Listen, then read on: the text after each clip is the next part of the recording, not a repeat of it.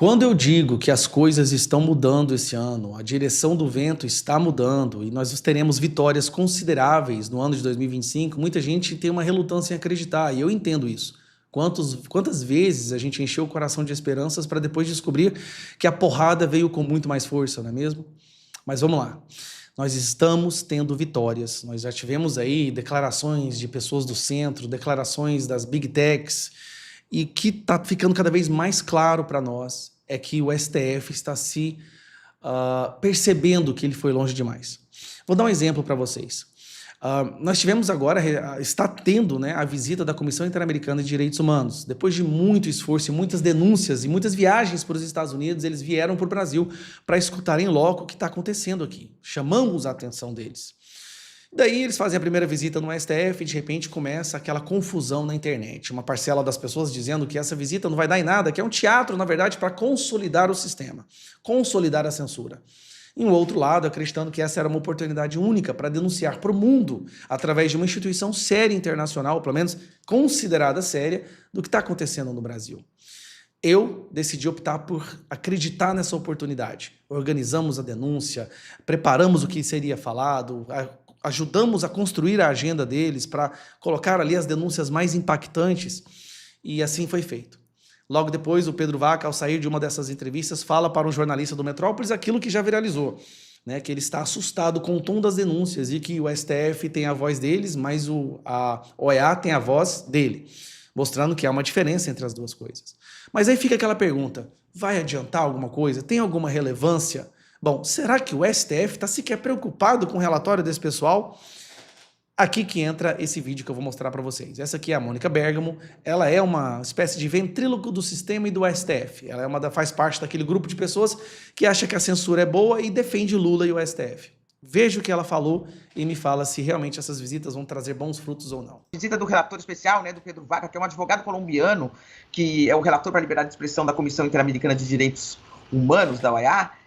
A visita dele, Megali, está agitando bastante os bastidores de Brasília e tem gerado uma desconfiança em setores do governo Lula e entre ministros do Supremo Tribunal Federal. Na mesma proporção... Presta atenção, geraram desconfiança no Lula e no STF. Que está gerando entusiasmo entre os bolsonaristas, né? Então ele teve com os ministros do Supremo Tribunal Federal, ele teve uma reunião com o presidente do Supremo, Luiz Roberto Barroso, e com o Alexandre de Moraes, e a conversa foi boa, foi amistosa, né? Mas apesar disso, há uma desconfiança de que ele vai fazer um relatório com críticas, né? E que essas críticas... Peraí, o cara da Relatoria de Liberdade de Expressão, eles estão com medo que ele faça um relatório com críticas ao STF? Então o STF sabe que errou? Críticas, Megali, não vão ser simplesmente críticas que vão ser rebatidas, ponto final. Não, com críticas, né, que vão ser usadas por integrantes da oposição para politizar o já previsto julgamento de Jair Bolsonaro. Vai ser tudo ao mesmo tempo, quer dizer, provavelmente o Supremo nesse semestre ainda marca o julgamento do Bolsonaro, né? Vai ser oferecida a denúncia contra ele pela Procuradoria-Geral da República. A partir daí começa a discussão do julgamento, ao mesmo tempo que vai começar a discussão deste relatório. Então o conteúdo desse relatório, ele não vai ser um conteúdo inocente ou um conteúdo técnico simplesmente que vai aparecer na imprensa e tudo bem, não. Vão ser duas coisas paralelas, então esse é o temor, né? Depois que ele conversou com os magistrados, ele teve um encontro com parlamentares bolsonaristas, que eu não sei se você teve a oportunidade de ver os vídeos, Megali. Nesse encontro, os parlamentares fizeram críticas muito duras. O senador Magno Malta, por exemplo, ele colocou uma foto assim do ministro Dias Toffoli, numa capa da revista Veja, e falava, esse rapaz aí ficava dizendo que os ministros são estelionatários, que o Brasil vive uma ditadura, e o Pedro Vaca anotando tudo. E assim que ele deixou a reunião, essa reunião com os parlamentares bolsonaristas, ele foi questionado por um jornalista do Metrópolis, que estava na saída, e ele falou, o tom dos relatos é realmente impressionante, ou seja, dando ali já uma pista de para onde ele está atendendo, né? Diz que vai avaliar tudo com calma. Aí quando ele foi questionado sobre os ministros do Supremo, ele falou, eles já divulgaram um release, depois vai ter a minha voz, a nossa voz da comissão, a versão sobre aquela reunião e a versão sobre os fatos. Enfim, nas reuniões que ele teve com integrantes do governo, com integrantes do Conselhão, por exemplo, representantes da sociedade civil que fazem parte do Conselhão, o retorno que eu tive é que as reações dele, né, quando ouvia que há liberdade de expressão no Brasil, eles foram protocolares. Assim, é o sentimento que quem está conversando com ele está revelando, passando aqui para mim, que eu estou passando para você. Presta atenção, os deputados de esquerda, essas entidades que defendem a censura no Brasil, tentando convencer ele que no Brasil a liberdade de expressão está plena, o que eles perceberam? Perceberam que não conseguiram convencer o Pedro Vaca. Então, há uma certa desconfiança de como vem esse relatório. E mais do que isso, o que vai ser feito desse relatório? Que uso vai ser feito desse relatório? Que deve sair exatamente no timing aí do julgamento do ex-presidente Jair Bolsonaro. Há um temor também, uma percepção de que um relatório duro pode ser usado eventualmente até por Donald Trump para fazer alguma crítica, algum ataque ao governo brasileiro. Presta atenção.